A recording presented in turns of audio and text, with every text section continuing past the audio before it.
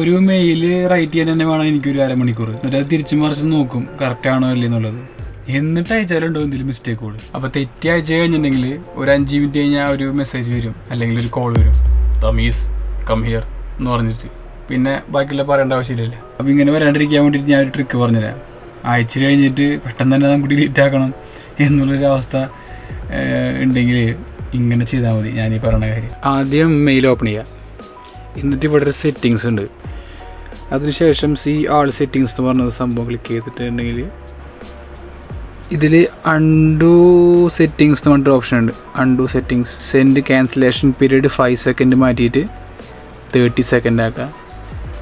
എന്നിട്ട് എന്ത് ചെയ്യുക, എന്നിട്ട് താഴെ വന്നിട്ട് സേവ് ചേഞ്ചസ് കൊടുക്കുക.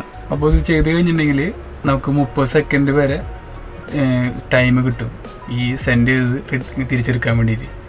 അപ്പോൾ ആദ്യം 5 സെക്കൻഡ് ആയിരുന്നില്ല, അപ്പോൾ ആ സമയത്ത് ചിന്തിക്കാനുള്ള ഇതുണ്ടാവില്ല, അപ്പോൾ അതിനും പോയിൻ്റോ മെസ്സേജ്.